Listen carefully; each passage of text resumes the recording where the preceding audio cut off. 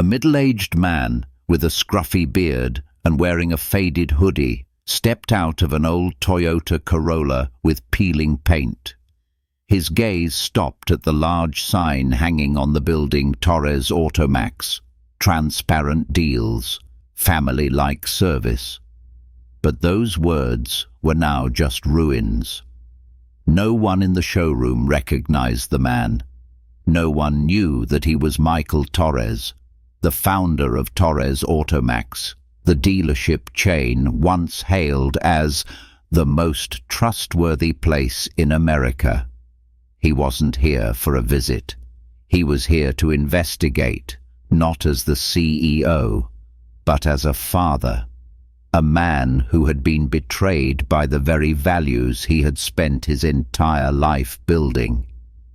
It all started with hundreds of negative reviews that suddenly appeared within just a few months, customers being forced to buy unnecessary warranty packages, the elderly being tricked into signing contracts with incorrect prices, vague fees mysteriously appearing on the bill. And worse, good salespeople were pushed out, replaced by those willing to be dishonest. The executive team told him, "Sales are still high, don't worry." But Michael knew, when a business loses trust, there's nothing left. He had once made a vow to his father, who had built the first car lot with him from a red dirt lot, that the company would always treat every customer fairly, especially the vulnerable. Now, this very place was where he was hearing the most heartbreaking stories. And what made him crumble inside wasn't the red numbers in a report, but the trembling voice of an elderly man behind him, while waiting to sign a contract. A sentence Michael would never forget. "This is all the money I have. If they make me pay more, I'll have nothing left for my daughter's college." His heart tightened.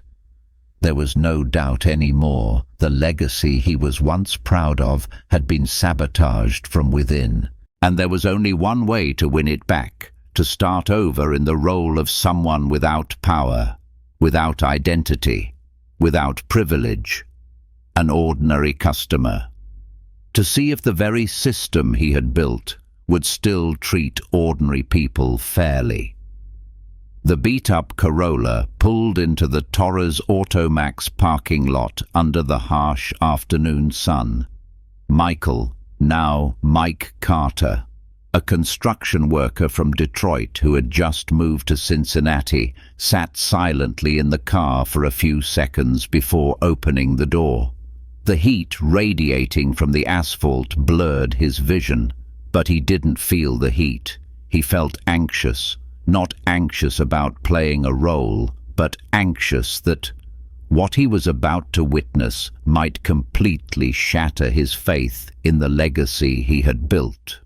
The Rolex watch that was once synonymous with the Michael Torres brand had been replaced by a faded plastic Casio bought at Walmart. The tailored shirt had given way to a thin hoodie with a small burn mark on the left cuff, looking just like a laborer who had just finished a shift at a construction site. No bodyguards, no secretary, no name, just a middle-aged man coming here with all his savings from 15 years of hard labor to buy a truck. He stepped out of the car, his steps slow but steady, as if each one was weighted with the past. A light breeze blew, carrying the smell of sweat, motor oil, and a sense of indifference from the showroom closer. And then, the first gaze that fell on him was not a welcoming one, but a look that seemed to be sizing up easy prey. A young salesman, in a crisp white shirt with its creases still intact. his hair stiff with gel, standing near the door, shot him a quick glance, then quickly looked down at his phone. No one opened the door for him. No one asked what he needed. Michael walked in. Each step was like walking back in time. 15 years ago, he had stood here, shaking every customer's hand, asking simple questions. Who are you looking for a car for? What's your budget like? Now, he no longer heard that. A moment later, another employee, looking rushed, approached him, flashing an overly wide smile. He extended his hand. "Hello, I'm Eric. Happy to help you today. What kind of car are you looking for?" Michael shook his hand, trying to maintain the sincere demeanor of a real customer. "I need a sturdy truck. For construction work. Need to haul machinery. My budget is around $35,000. Eric paused for half a second. His eyes quickly scanned Michael, as if calculating which add-on packages to push onto this man. Immediately after, the smile returned, stiffer this time, but more dangerous. Eric pointed to an old Ford F-150 in the right corner, speaking as if he were introducing a treasure. "This one is perfect. Sir, strong engine, nice interior, hauls great. The price is just $40,000. Michael said nothing. He nodded and followed Eric, observing every gesture, every tone of voice. He looked at the truck, then said slowly, "I said my budget was $35,000. Eric laughed, waving his hand dismissively. "I know, sir, but this one is worth it. A little over budget, but you won't have to worry later. Besides, those numbers can be adjusted." Michael fell silent. This was exactly what he had feared, a system that no longer cared about the customer's actual needs, but saw only one thing: commission. He glanced toward the manager's office inside, where the blinds were drawn. Something was waiting, something that would change everything. Michael was still trying to maintain a calm demeanor while standing next to the F-150 when suddenly a loud, cold voice echoed from behind, cutting through the quiet space like the crack of a whip striking him squarely. "I told you, Mr. Davis, these fees are non-negotiable. They are mandatory." Michael turned around, unmistakable. It was the voice of Dan Reynolds, the branch manager, a man Michael had hired in the early days, solely because he had written in his application, "I hate seeing poor people get ripped off." Now, Dan was standing imposingly before an elderly man whose hands were trembling as he held a contract. His name was Mark Davis, white hair, a shirt with a frayed collar, and a heart-wrenching, distraught expression on his face. In his hand was a car loan agreement, but the amount was nothing like what he had been promised. Mark's voice trembled. But your guy, Josh, said the price was only $32,000. Now it's $35,000. I told him this is all I have. My daughter is about to start college. I can't." Dan crossed his arms, leaned back against a desk, his voice lazy. "Josh doesn't work here anymore, Mr. Davis. And you should read the contract more carefully.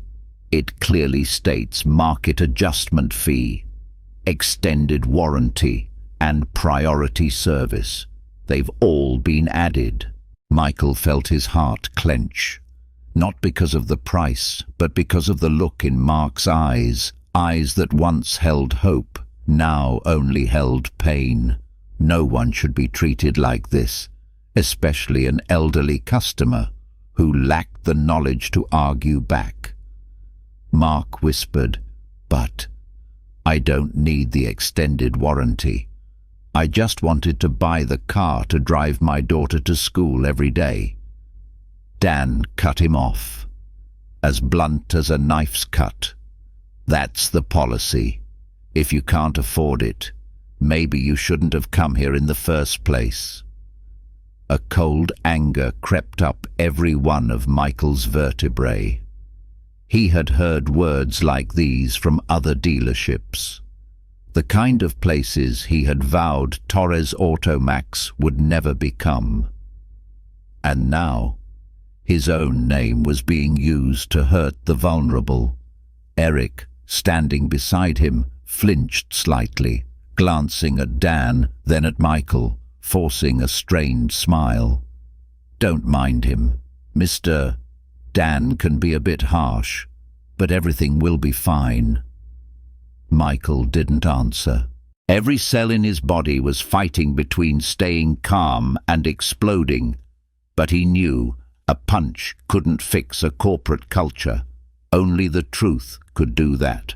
He quietly asked Eric, in a low, dry voice, like rotten wood, "Those fees, if I buy, will they show up?" Eric looked around. 1 second, 2 seconds. His eyes seemed to be searching for an escape route or an instruction. Then he replied, "Well, it depends. Depends on the person. Depends on the deal. Sometimes they don't show up clearly on paper." Michael nodded. It was all clear.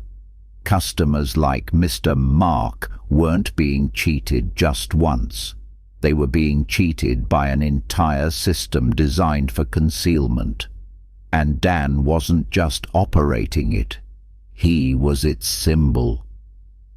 At that moment, Michael knew he couldn't turn back. His investigation had begun. Michael stood silently in the car lot, his hands stuffed in his hoodie pockets like someone weighing their finances. But inside, his heart was screaming with every beat. He wasn't just listening to the words, he was listening to the silence, to the fear hidden behind the young employee Eric's eyes. He leaned in, lowering his voice as if sharing a secret. "So, what about for me? Are there any surprise charges in the contract?" Eric gave a strained laugh. His eyes darted toward Dan's office, then quickly looked away. He replied, his voice trying to sound casual. "Well, that depends. Every customer has a different situation. For you, there might be a little market fee, but we can be flexible." Michael frowned, feigning confusion. "Market fee? What's that mean?" Eric swallowed hard. Sweat beaded on his forehead despite the air conditioning. After a few seconds of silence, he lowered his head and said quietly, as if whispering, "You know, sometimes there's a way to take a shortcut if you're willing to pay directly, off the contract. Then you won't see those extra fees." Michael heard every word clearly, but still asked again like someone who genuinely didn't understand. "Pay directly? You mean I have to slip you cash to get those charges off the contract?" Eric nodded slightly. His eyes avoided Michael's. "Not everyone does it, but if you don't, the price goes up a lot. You know, Dan is the one who finalizes everything, and he likes things clean, no fuss." Michael froze. This was no longer a minor error. It wasn't just Dan. This was a systematic operation. There was someone who collected, someone who processed, and someone who cleaned up the paperwork. He asked again, his voice lower this time, each word as sharp as a blade. So, that money, does Dan keep it, or is it split with the whole team? Eric tensed up. It took him a moment before he dared to answer, his lips pressed tight. I don't know everything. I just heard that the whole system gets a cut, not just this showroom, but the other branches too. Michael looked directly into Eric's eyes for the first time. His gaze was no longer gentle. It was sharp, cold, and very clear. You know this is wrong, but you still do it. Eric hung his head, his voice choked up. I don't have a choice. The old employee, Josh, he refused to do it this way. He got transferred, then fired. Dan said if I don't follow, the same thing will happen to me. The air in Michael's chest seemed to freeze solid. Josh, the name just mentioned, was the only person he had heard praised by customers recently, the only one who still sold cars at the listed price. Michael nodded slowly. So, from today, I want to know the truth. Everything. Eric swallowed dryly, looked around, then replied in a low voice, like a final confession. Mr. Dan doesn't just collect the money. He has a private ledger, a list of who cooperates well and who should disappear. Anyone who doesn't play along gets framed for misconduct or has a fake customer complaint filed against them. Then they're eliminated. Michael clenched his fists inside his hoodie pockets. He no longer had any doubt. Torres Automax was no longer his company. It had been manipulated, distorted, turned into a conscience-grinding machine. And it was people like Dan who were warping the very values he and his father had built, brick by brick. He lifted his head, looking straight toward the manager's office. Without another word, he pulled out his phone and turned on the voice recorder. Everything from now on would be recorded, and the truth would be brought to light. Eric was still nervously wringing his hands, his gaze avoiding Michael's, looking down at the showroom's tile floor, worn shiny by the footsteps of thousands of customers, many of whom had left with a broken heart. Michael silently pulled the phone from his hoodie pocket, his thumb swiping across the screen, opening the recording app. One tap. Recording. Displayed in red. From now on, nothing would be just words. He kept the phone in his outer pocket, in the perfect position to capture every tremor in Eric's trembling voice. Dan told me, Eric continued, his voice sounding as if he were pouring out his guts. If you want to survive here, you have to know when to look the other way. He has someone above him, I don't know who, but all the bonuses come from headquarters. Michael asked quietly. Headquarters? You mean from upper management? Eric hesitated for a second. I think so, but everything goes through Dan. He handles it, collects the under-the-table money, and splits it with the right people. Anyone who objects gets pushed out, like Josh. Josh once refused to pressure a single mother into a loan she couldn't afford. The next week, He was accused of unprofessional conduct. Less than 72 hours later, he lost his job. Michael tightened the strap of the backpack on his back, where he kept a laptop he had brought, just in case he needed to secretly record video. But right now, sound was the weapon. The truth was the ammunition. He pressed on, his eyes never leaving Eric. "And you, how do you feel working here?" Eric looked directly at Michael for the first time. His eyes were red-rimmed. "I used to think selling a car was a success, but now, every time I sign a contract, I feel like I'm selling a piece of my soul. My mum was once cheated when she bought a used car. I swore I would never do the same to someone else, but then I ended up doing it myself." Michael placed a hand on Eric's shoulder, a light touch, but full of empathy. "You can stop, but I need your help to bring everything to light." Eric's voice choked. "You don't know how dangerous Dan is. He has a list. It records every rebellious employee, every difficult customer, and every back door to cover up all his actions. Even the management software has its own edited copy." Michael felt his whole body freeze for a moment. It wasn't just the showroom. It wasn't just Dan. This was an entire network.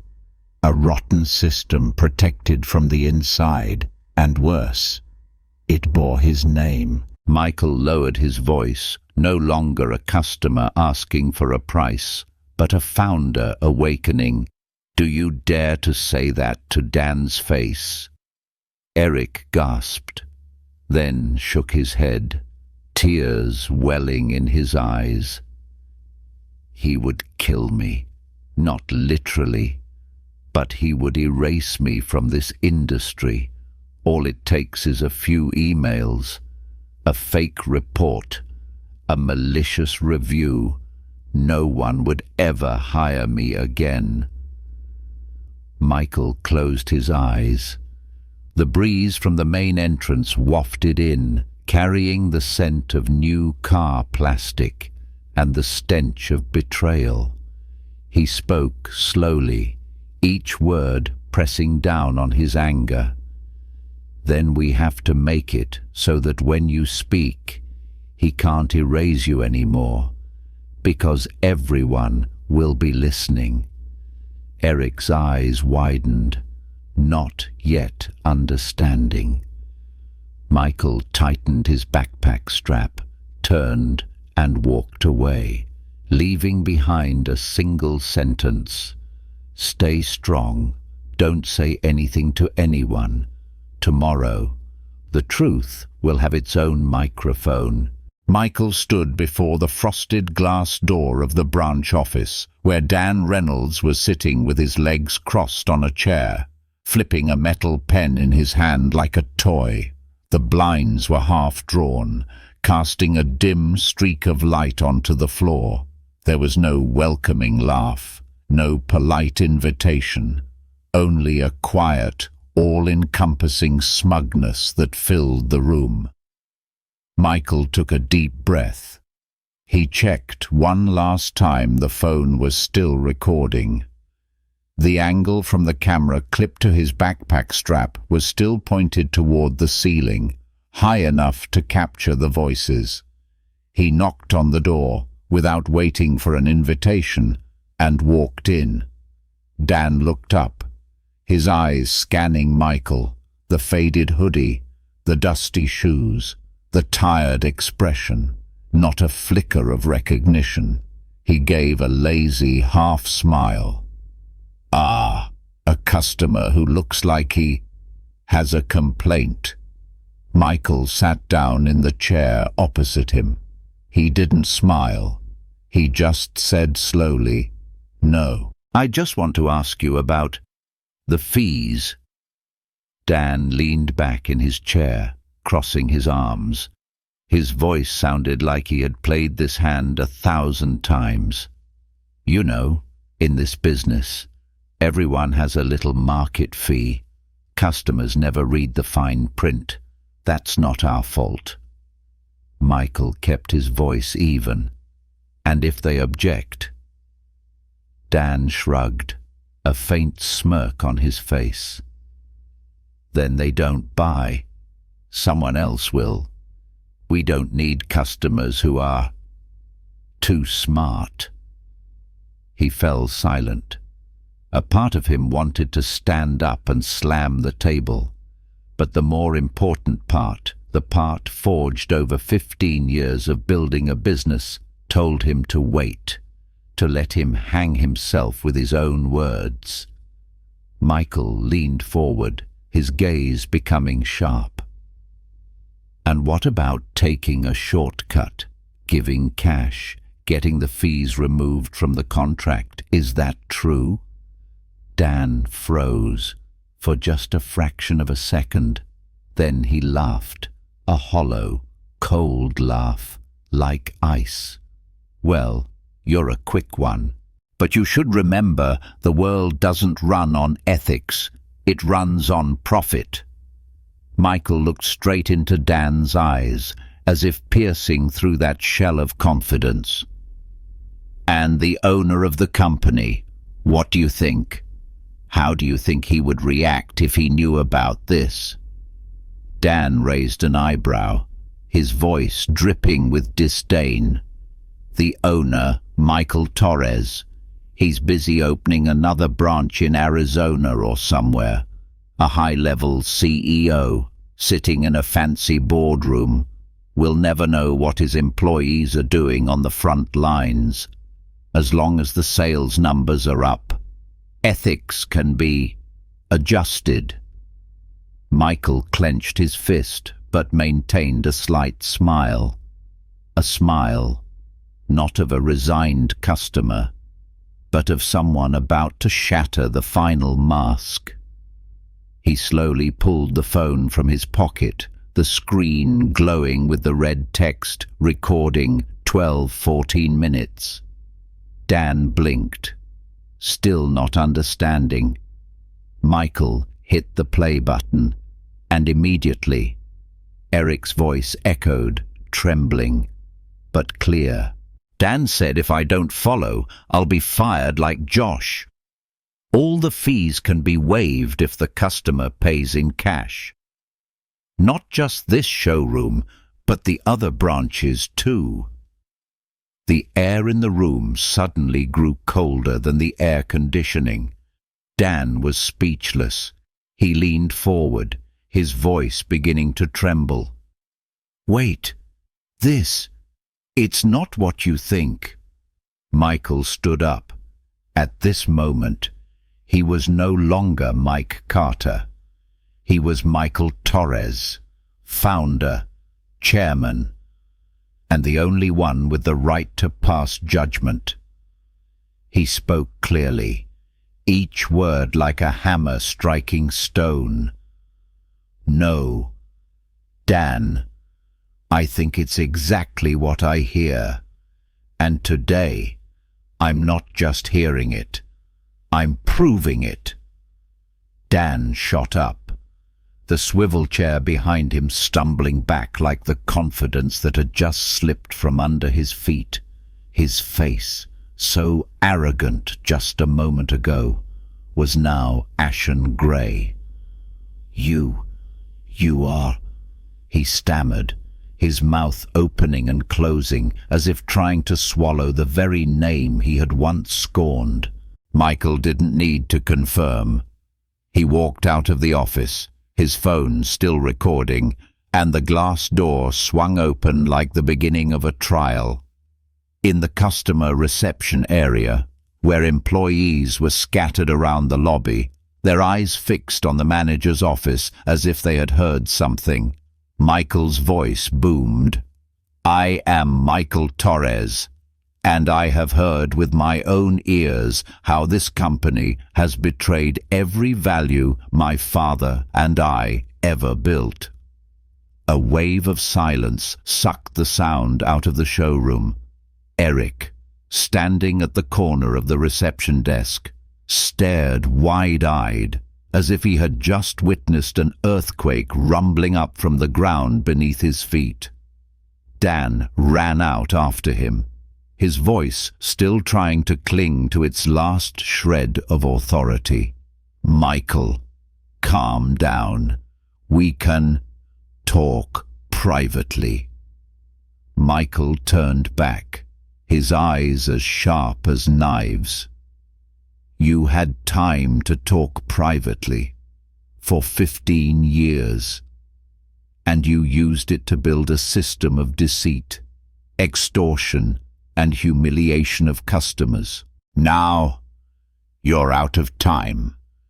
He turned to all the employees, held up his phone, and played the recording. Every word from Dan, every whisper from Eric, every shady trick that had been hidden behind beautifully printed contracts, listed prices, and fake smiles, now echoed across the lobby like a final judgment. A female employee from the finance department near the reception desk covered her mouth. A technician silently put down his phone, not daring to look at Dan. Michael took a step forward, his voice deeper, but carrying the weight of 1,000 tons. "Dan Reynolds, you're fired, effective immediately, non-negotiable. And any of you, whether in sales, accounting, or management, if you knew about this and chose to stay silent, get out of this building before I call the investigators." No one moved for a few seconds. Then, suddenly, a hand went up. A female employee named Clara from accounting spoke softly, but clearly. I was asked by Dan to change the contract index when sending it to credit-based loan customers. I'm sorry, I didn't know what to do." Then another, a salesman, stammered, "I was forced to quote the wrong price to an elderly woman last month. I'll tell everything." 1, 2, 3 people, one by one.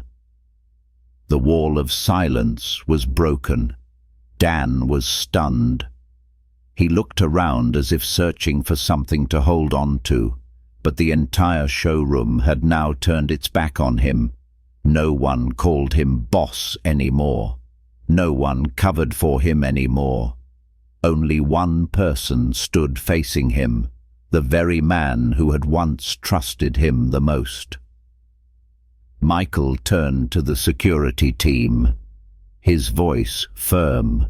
"Escort him out, and make sure he never sets foot in any Torres Auto Max showroom again. Ever." Dan struggled, yelling, "Michael, you don't understand. I did it to keep sales up. Without me, this place would have collapsed long ago." Michael looked at him one last time, not with anger, but with the disappointment of a father seeing the child he had raised choose to become a traitor.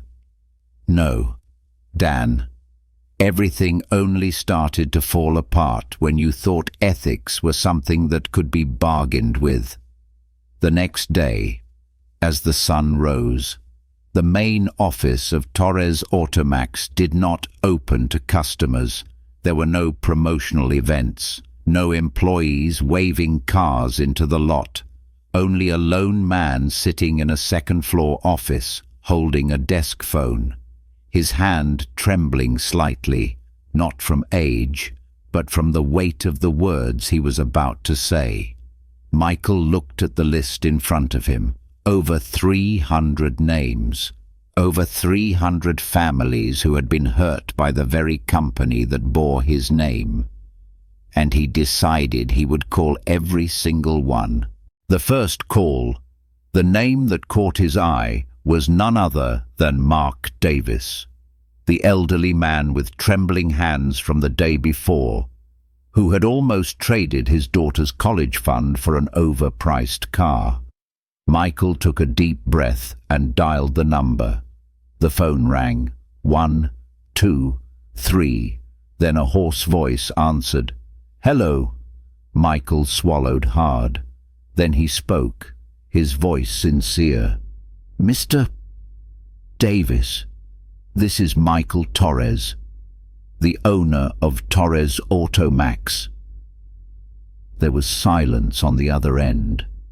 Then a soft gasp of surprise. Mark replied, cautiously, You're calling me?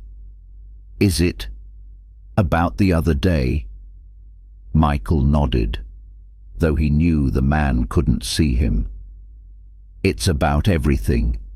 The contract you were pressured into signing, it's completely void. I've reviewed the file. The original price was $32,000, and today I want to restore your honor." There was no immediate reply, only the sound of choked breathing. Then, almost a whisper, I didn't think anyone still cared about me. The past few days, I couldn't sleep. My daughter thought I was hiding a new debt from her." Michael gripped the phone tightly. "I am so sorry. Nothing can change the hurt you've been through. But today, I want to promise you 3 things. 1, you will receive a full refund. 2, you will re-sign a contract at the original price, with no fees, no tricks, no traps. 3, I will come to your home and apologize to you and your daughter in person, because that's what I deserve to do." Mark broke down and cried, unrestrained, unhidden. As if he had just heard something this society had made him stop believing in, that someone was genuinely sorry and wanted to make things right. "Mr. Torres, thank you for giving me back my dignity." Michael hung up, feeling as if a stone had been lifted from his chest. But he also knew this was just the beginning. The second call, then the third. Each time, an apology, a heartfelt conversation, a small step on the journey to regain trust. Some yelled at him, some cried, some said, "You should have known about this a long time ago." And he didn't deny it. "I deserve the criticism, but I choose to face it, because if I don't, then I'm no different from the people who took advantage of you." The new team of employees, the honest ones who were kept, took turns helping, contacting banks to cancel old contracts, renegotiating loans for dozens of families. In the main lobby, a new notice was posted, handwritten with a marker, "We are sorry, and we are making it right. If you have been a victim of hidden fees, please contact us. We promise to handle it openly, transparently, and kindly." The signature below was not "the management team," but a single line: "Michael Torres, founder." 3 days after firing Dan Reynolds and launching the refund campaign for defrauded customers, Michael sat alone in his office in the early morning, sunlight streaming gently through the window. On his desk, amidst stacks of documents and meeting minutes, was a small, handwritten note: "Josh Myers, fired 7 months ago. Official reason: inflexibility in sales strategy. Real reason: refused to cheat a single mother." Michael picked up the phone. He dialed each number with a heavy heart. He knew he was about to call the man who had been pushed out by his own system simply for refusing to compromise his integrity. The phone rang, once, twice, then a third time. A deep, tired voice answered. "Hello, Josh speaking." Michael hesitated, but then he took a deep breath and said clearly, "Josh, this is Michael Torres. I'm calling not to apologize, but to give back what should never have been taken away." There was silence on the other end. Then Josh laughed, a dry, hollow laugh. "I'm surprised you remember me. I thought my name had been erased from that company."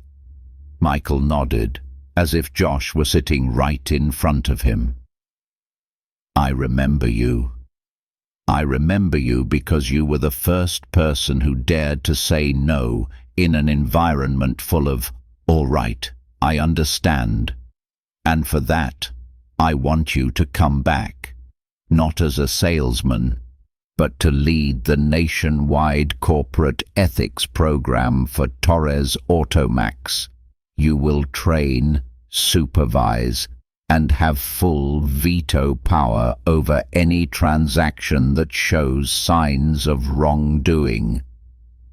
Josh chuckled softly, but this time it was a choked laugh. "Do you know what I had to do after I was fired? I delivered pizzas. My wife cried the entire first night. My son asked me, 'Did Daddy do something bad?' And I didn't know how to answer other than to say no. Daddy just chose not to lie." Michael paused, his eyes stinging. "I can't give you back those months, but I can give you back what this company needs most, the power to lead with kindness." Josh was silent. Then he whispered, his voice breaking, "Yes, I'll come back. Not for you, not for the reputation, but for the young people entering this industry.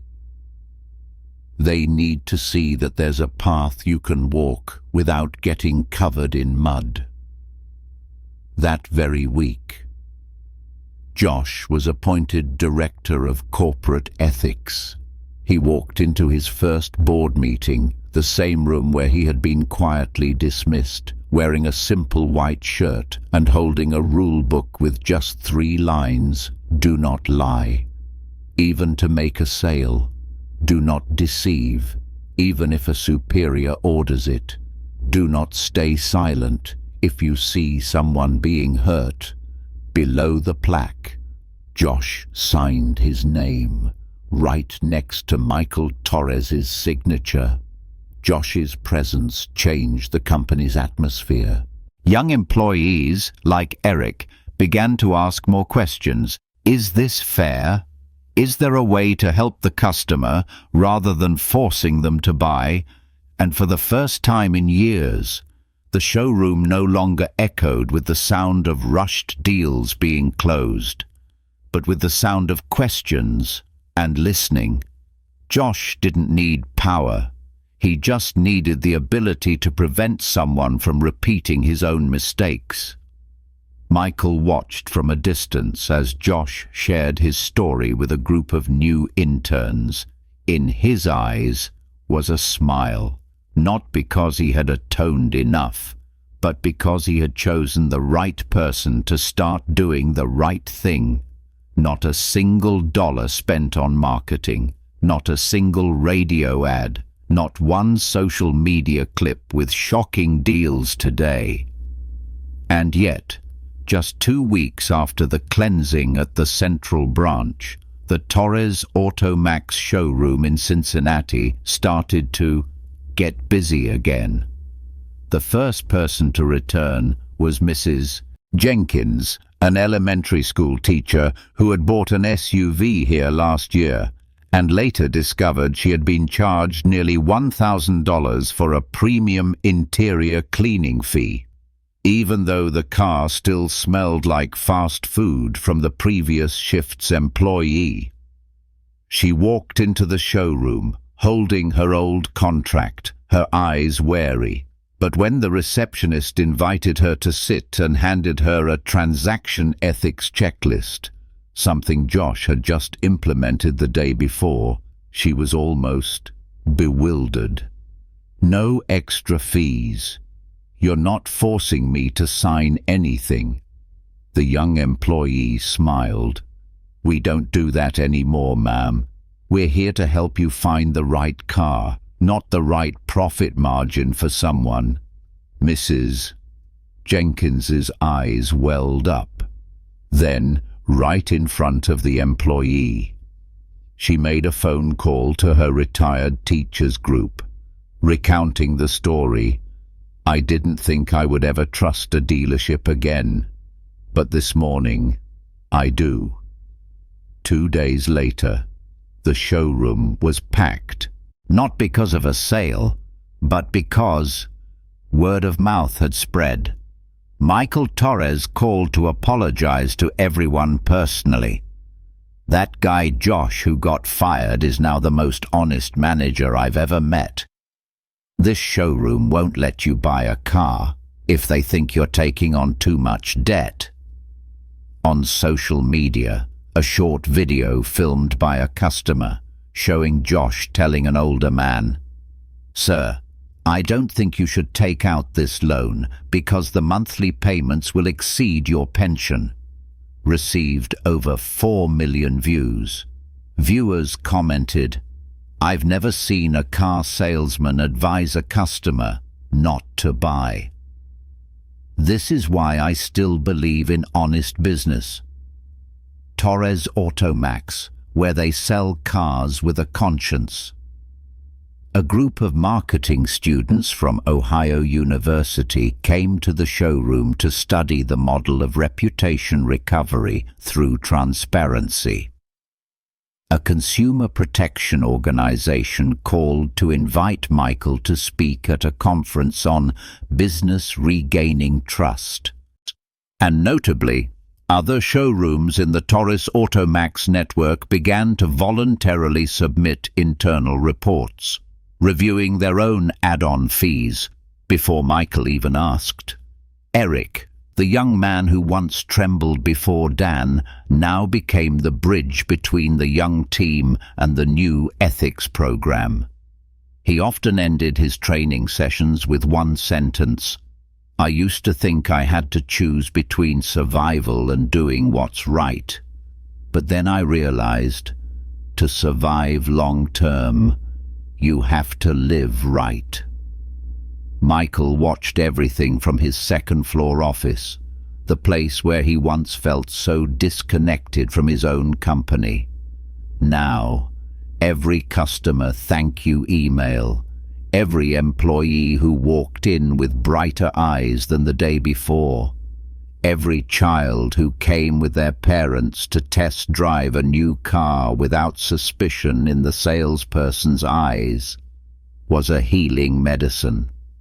One afternoon, Mr. Mark Davis, the first man Dan had cheated, returned, not to buy another car, but to give Michael a photo of him and his daughter next to their old car, with a handwritten note: "Thank you for giving us back. A journey that starts with kindness. Mark and Lisa." Michael looked at the photo, speechless. He didn't need a title. He didn't need an award. A single handwritten note was the greatest commendation of his career. 3 weeks after the unmasking of Dan Reynolds, on a Sunday morning, Michael Torres stood on the steps in front of the first showroom he and his father had ever opened. The Cincinnati sky was painted with a gentle sunlight. In front of the lot stood the entire staff of Torres Automax, from branch managers to car wash technicians, lined up in new ivory-white uniforms, with dark blue silk ribbons on their left arms. A new symbol representing a commitment, transparency, respect, no compromise. There was no stage, no background music, just a microphone on an old wooden lectern the same one his father had used to give a speech on the day they sold their first car 15 years ago. Michael stepped up. His eyes were no longer stinging with anger as they had in the previous weeks. They shone with a light that was quiet, experienced, of someone who had just emerged from the rubble. He began to speak. I built Torres Automax from scratch, and a promise to my father. We will not sell cars with tricks, but with sincerity. The entire lot was silent. Only the sound of the wind rustling by, carrying memories. Michael looked directly at the rows of employees. I failed to keep that promise. I gave power to people I thought were capable, but who were unethical. And the consequence was not just sales figures. It was hundreds of people who were hurt, who lost their faith, not just in the company, but in the value of being human. He pointed to the sign behind him. This sign used to be just paint on tin, but then it became a symbol of trust, and then it was tarnished by our own hands. A long breath.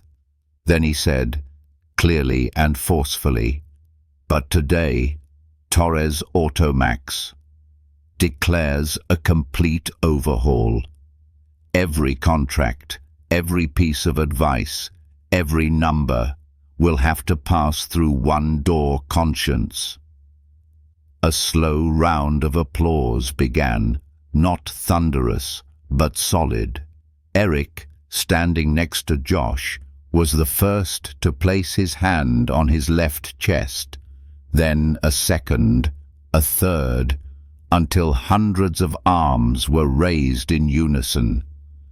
Michael continued, his voice low but full of gravity. We will establish an anonymous feedback system for employees to report wrongdoing. Every month, there will be a publicly released, nationwide ethics report. And let me be clear, we do not compete on price. We compete on kindness. He bowed his head for a moment, then looked up, his gaze sweeping over everyone.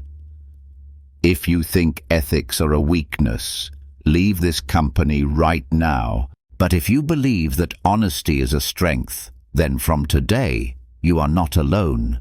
We will start over, together. In the distance, a group of reporters from local newspapers and regional television stations were filming, not because of a new scandal, but because of an unprecedented declaration in the auto industry. One of them called out, "Mr. Torres, do you think other companies will follow your lead?" Michael smiled, not with pride, but with the humility of an old car mechanic. I don't need them to follow. I just need us not to forget why we started. The ceremony ended with a special handshake. Michael stepped down from the lectern and walked toward Josh, the man who had been fired, now standing at the center of the team. The two men shook hands. No words were needed, only an understanding in their eyes that no journey of recovery is complete without forgiveness. That afternoon, when everyone had left, the showroom was quieter than ever. Michael stood alone in front of the memorial wall where an old photograph hung, him and his late father, smiling brightly in front of the first car they sold in 2009. There were no boardrooms back then, no electronic contracts, just a handwritten piece of paper and a handshake as solid as a rock. If you have a problem, just come back. We'll take care of it. He gently stroked the photograph. He said nothing, but in his eyes there was something that had both ended and begun. The Torres Automax sign had now been replaced with a new version. The slogan, "Best Deals in Town," was gone. In its place were 6 simple, wood-carved words: "We sell trust, not just cars." Some wounds don't bleed. That's when you see the place that was once your dream become a place that brings pain to others. And you have to ask yourself, do I dare to go back? Dare to step inside in the role of an ordinary person? To witness my own spiritual child rotting from within? Michael Torres didn't choose to call an emergency meeting. He didn't choose PR. He didn't choose silence. He chose to wear a hoodie, drive an old car, and seek the truth. When a CEO bows his head to apologize to every customer, when he calls back the employee who was once fired just for being honest, when an entire system stops to relearn how to be human, then it's no longer business. It's a rebirth. Because a reputation can be built with a budget, but trust can only be built from hearts that dare to take responsibility.